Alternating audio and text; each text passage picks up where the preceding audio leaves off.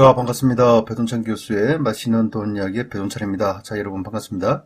다주택자들에 대한 양도소득세 일시적 완화 조치가 오늘 10일부터 본격적으로 시행이 되죠. 따라서 부동산 시장 분위기는요, 강남의 매물이 5% 늘었고 강북은 매물이 15% 늘었다는 이야기가 되겠죠. 이는 당장 세금 부담을 느끼는 다주택자들을 중심으로 6월 1일 보유세 기준일이 되겠죠. 즉 종합부동산세 요 종부세 기준일이 6월 1일이니까 5월 말까지 팔기 위해서 이제 다주택자들이 매물을 많이 던질 것이다라고 이렇게 예측을 하고 있다는 겁니다. 부동산 빅데이터 업체 아실의 자료에 의하면요, 서울의 2달 전 매물 증감 현황을 살펴보면, 이건 뭐 2달 전이에요. 2달 전. 지금 5월 달이니까 3월달 매물하고 5월달 매물하고 이렇게 증감, 이렇게 비교를 했다는 거죠. 따라서 이러한 데이터를 보면 서울 강남구가 마이너스 11.4%, 오히려 서울 강남구 같은 경우에는 2달 전 대비해서 매물이 14,051건에서 12,463건으로 11.4% 마이너스가 됐다는 거예요. 매물이 줄어들었다는 얘기가 되겠죠. 2위는 서울 송파구로 9,181건에서 8,229건으로 마이너스 10.4%, 그만큼 10%대의 매물이 감소했다는 겁니다. 3위는 서울 강진구, 4위는 서울 강동구를 차지했고요. 그리고 매물이 증가된 지역을 살펴보면 구로구가 2.4%, 2.4%가 늘었다는 얘기고, 금천구가 4.6% 증가, 그리고 성동구가 5% 증가, 그리고 맨 밑에 있는 서울 강북구가 2달 전에는 1,426건에서 현재는 16,045건으로 무려 15.3%의 매물이 증가되었다는 거죠. 그리고 지방광역시로 놓고 본다면 울산광역시 같은 경우에는 한번 보시죠. 울산광역시는 울산 동구가 마이너스 5.9, 울산 중구가 마이너스 3.7, 울산 북구가 마이너스 3.7, 울산 울주군이 마이너스 1.8, 울산 남구가 마이너스 1.1%를 기록하였다는 겁니다. 그러니까 울산의 5개 구를 놓고 본다면 오히려 2달 전 대비해서 매물이 줄어들었다라고 이렇게 부동산 정보업체 아실은 이렇게 데이터를 제공하고 있다는 겁니다. 물론 울산광역시는 매물이 줄어들었다 하더라도 광주광역시, 인천광역시, 경기도 같은 경우에는 매물이 또 증가되었지 않습니까? 그래서 이제 전국적으로 놓고 보면 다주택자들에 대한 매물이 폭발적으로 증가될 것이다 라고 생각했지만은 막상 보니까 이렇게 폭발적인 증가 그래요. 다주택자들의 매물이 막 쏟아질 것으로 생각했는데 지금 와서 보니까 그렇게 크게 많이 매물이 증가되지는 않고 있다, 이렇게 볼 수가 있다는 겁니다. 그렇다면 이처럼 다주택자들의 매물이 폭발적으로 증가되지 않고 있는 그런 이유가 무엇일까요? 저희 생각을 요약해서 좀 정리를 해드리면, 첫 번째는 팔리지가 않아요. 그래요. 누군가가 매수해준다는 사람이 있어야 되는데 지금 당장 매수를 해준 사람이 없다라는 거예요. 그러니 어차피 지금 당장 팔리지 않을 거 그냥 차기 정부가 들어선 후 그때 천천히 시간을 가지고 팔아보자. 어차피 다주택자 양도소득세 중과세 유예도 1년이나 기간이 있기 때문에 1년 안에 팔면 된다라고 이렇게 느긋하게 생각하시는 분이 계시다는 거예요. 그리고 두 번째로 본다면 어차피 급매물은 던질 사람들은 던졌다라고 봐야 되겠죠.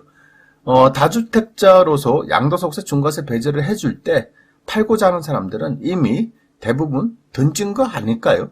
특히 종합부동산세가 부담이 되는 사람들은 5월 말까지는 무조건 팔아야 되지 않아요? 따라서 5월 말까지 급매를 해가지고 어쩔 수 없이 던져야 되는 거예요. 팔고자 하는 사람은 팔아야 되지 않겠습니까?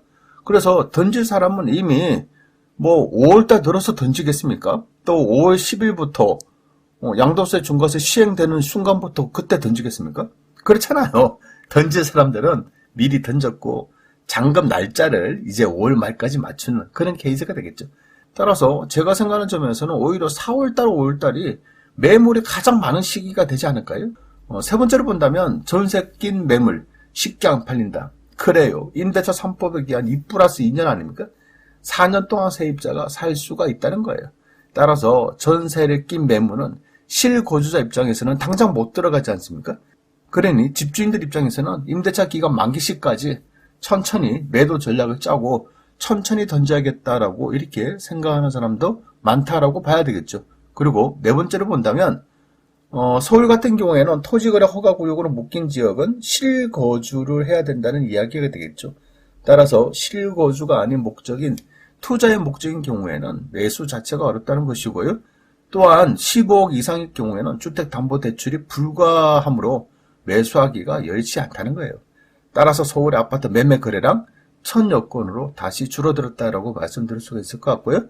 다주택자 매물이 쏟아지는 이유 5번째는 팔아도 마땅한 투자처가 없다. 그래요.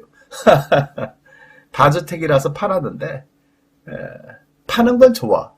돈이 떨어졌으니까 파는 건 좋은데 이 돈을 가지고 다시 뭐를 사려고 하니까 마땅하지가 않다라는 거예요. 은행에 맡기기도 마땅치가 않고 그렇다고 지금 주식 투자를 해?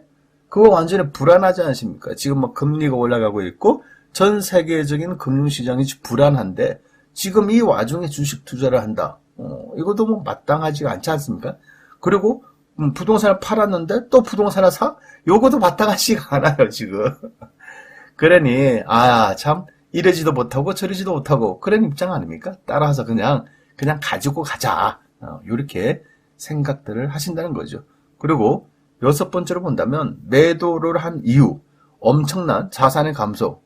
이것 또한 그러하죠. 현재 아파트를 뭐 2채만 가지고 있다라고 하더라도 뭐 최소는 매덕에서 많게는 뭐 수십억 하지 않겠습니까? 그런데 이 와중에 아파트 한 채를 팔았어. 아파트 한 채를 팔았는데 전세금을 빼? 아니면 은행 융자금을 빼? 아니면 양도소득세를 빼? 그래요. 이거 빼고 저거 빼고 저거 빼면 또 양도소득세까지 빼면 그렇죠? 실제적으로 남는 돈이 그리 많지 않다는 거예요. 따라서 그냥 가지고만 있으면 자산이 뭐 10억대니 20억대니 이런 이야기를 듣는데 내가 하나를 팔았어. 하나를 팔 경우에는 그냥 자산이 몇 억이나 확 다운된다는 거예요. 그렇지 않습니까? 전세금 빼고 뭐 다 빼면 양도소득세 빼면 남는 게 별로 없어. 그러니 자산의 감소가 발생된다는 거죠. 그리고 7번째는 어차피 시간이 지나면 그래요. 시간이 지나면 부동산 세금 인하되겠지. 취득세 인하되겠지. 종부세 인하되겠지. 양도소득세 인하되겠지. 이런 믿음이 있다는 거예요. 그리고 만약에 부동산 세금 인하 안 해? 그럼 나는 버틸 거야. 세금 떨어질 때까지 나는 안 팔아. 그리고 마지막 8번째로 본다면 이건 뭐 정 안 되면 애들에게 정리로 넘겨주지 뭐. 그래요. 애들에게 정리로 넘겨주면 된다 이렇게 생각한다는 거죠. 그래서 실제적으로 매물이 터지지 않는다라고 봐야 되겠죠. 다음 자료를 보시면 아파트 거래 중에서 증여의 비중인데요. 이게 2000년도 들어서 급격하게 늘어나고 있지 않습니까? 이러한 부분은 다주택자 양도소득세 중과를 한 경우 이처럼 증여 건수가 많이 증가되었다, 확 증가되었다는 사실을 우리는 알 수가 있다는 겁니다. 따라서 어차하면 애들이 크면 애들 앞으로 그냥 증여할 가능성, 이럴 가능성으로 버티는 사람들이 증가되었다라고 말씀을 드릴 수 있을 것 같아요. 그리고 무엇보다도 차기 정부에 대한 기대감이죠. 어떤 기대감? 부동산 세금 인하 기대감. 그래. 규제를 풀고 부동산 세금도 인하하고 그러면 그때 가서 팔아도 충분하다 이렇게 생각하는 사람들이 좀 있는 것 같아요. 따라서 다주택자 양도소득세 중과세 일시적 배제 요렇다 하더라도 다주택자들의 매물이 확 증가되지 않는 그러한 이유가 될 수 있을 것 같아요. 이상까지 배종찬 교수의 맛있는 도원 이야기였습니다. 감사합니다.